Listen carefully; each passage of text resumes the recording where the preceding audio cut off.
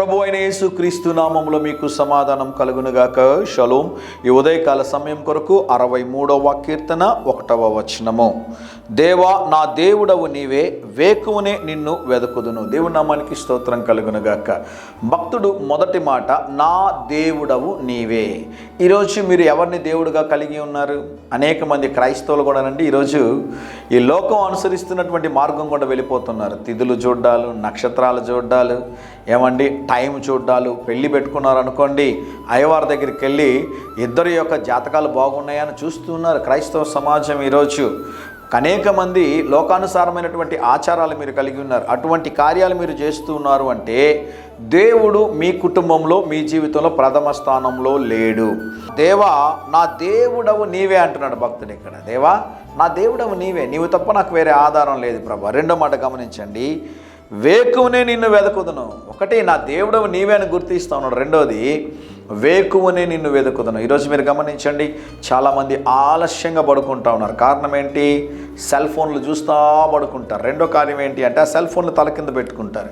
మీరు cell phone చూస్తూ పడుకున్న తర్వాత సెల్ ఫోన్ మీరు తల కింద పెట్టుకోవడం ద్వారా అప్పటికే రాత్రి పడుకోవడానికి ముందు మీ కళ్ళ ద్వారా ఎక్కువ భారం కలిగి మెదడు మీద, బ్రెయిన్ మీద ఎక్కువ స్ట్రెస్ పడడం ద్వారా నైట్ మీకు మంచి నిద్ర ఉండదు. ఉదయం నిద్ర లేగానే ఏం చేస్తారు చెప్పండి? తల కింద ఉన్నటువంటి మొబైల్ తీసుకొని మళ్ళీ చూస్తారు. భార్య కానీ భర్త కానీ, ఏమండి లేచి ఇలా వస్తారా, కాఫీ తాగుతారా, టీ తాగుతారా, ఏదైనా ఒక చిన్న మాట మాట్లాడినా కూడా చాలా కోపం వచ్చేస్తుందండి, చాలా చిరాగ్గా ఉంటారు. మీరు గమనించండి, ఉదయకాల సమయంలో దేవుని సన్నిధిలో మోకాళ్ళు వంగి ప్రార్థన చేసి లేచిన తర్వాత ఆ వ్యక్తుల జీవితం మీరు గమనించండి, వాళ్ళ కోపం రాదండి.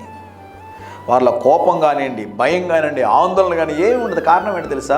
ఉదయకాల సమయంలో వారు దేవుని సన్నిధిలో దేవుణ్ణి ఎదుర్కొన్నారు కనుక. వేకువజామున నిద్ర లేచిన తర్వాత దేవుని సన్నిధిలో మోకాళ్ళలోకి ప్రార్థన చేయాలి అంటే నైటే మనం సిద్ధపడాలి. దేవునికి స్తోత్రం కలుగునుగాక.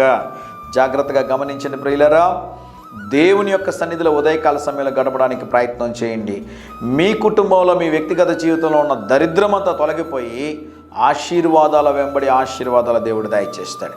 యేసు ప్రభు పెందల కాడ లేచి ఏకాంతముగా కొండకు పోయి ప్రార్థించుచుండనని బైబిల్లో రాయబడిందండి. అనేక మంది భక్తులు ఉదయకాల సమయంలో ప్రార్థన చేశారు.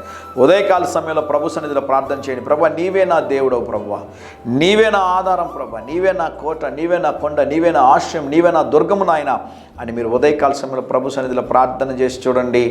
మెండైన దీవెనలు మీరు పొందుకుంటారు. ధైర్యంగా ఈ దినాన్ని ఎదుర్కోండి. దేవుని సన్నిధి మీకు తోడుగా వచ్చునుగాక. ప్రియ పరలోకపు తండ్రి, మీరు మా దేవుడై ఉన్నారు, మీరు మా ప్రభు అయి ఉన్నారు. అందుని బట్టి నీకు స్తోత్రం, స్తోత్రము నాయన. మా ప్రియుల ఉదయకాల సమయంలో నీ సన్నిధిలో నాయన ప్రార్థించే ప్రతి ప్రార్థన ఆలకించి బలమైన కార్యములు జరిగించమని యేసు నామములో ప్రార్థిస్తున్నాము తండ్రి. Amen, amen.